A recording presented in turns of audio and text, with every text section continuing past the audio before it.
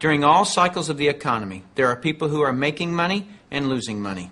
The makers are the ones in front of large trends. The losers disregard trends. How do you get in front of large trends? You study what creates them.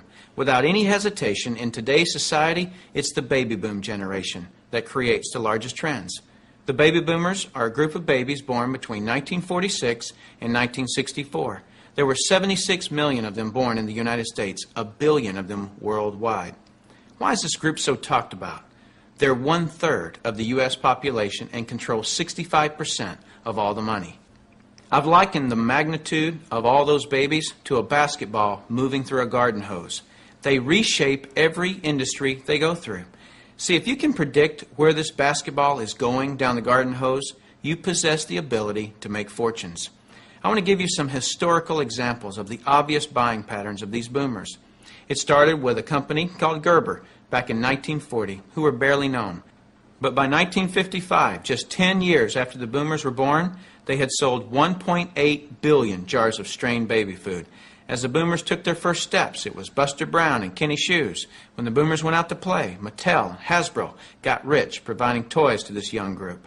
In 1957, we built more elementary schools in the U.S. in 1 year just to handle the overflow than we did in any 12-year period before or after. As the boomers went through their teens, Dairy Queen and McDonald's, Kentucky Fried Chicken became billion-dollar companies feeding the boomers. When the boomers moved through their 20s and 30s, which was in the mid-70s, what was the industry to be in? Real estate. Why?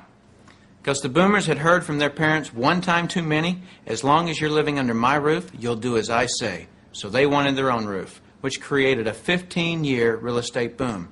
And people are still talking today about that great time frame to be in real estate. Then what happened to the real estate market in the late 80s? It began its decline. Why? The basketball had moved through the real estate industry. Another example of this is the U.S. stock market.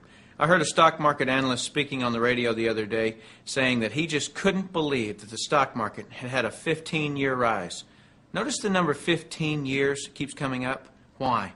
Because the baby boomers were born between 1946 and 1964. And so 18 years separates the front edge from the back edge, a very important number for you. If you look for trends on the front side of the basketball, you get the full 18 years for your products to be popular. That's the reason you study the nose of the basketball. So your business, no matter what your business is to be looking at what industries are expanding or which industries are about to expand. I don't care how long you've been doing something or how long you've been in school to learn something. Are you in front of trends or not?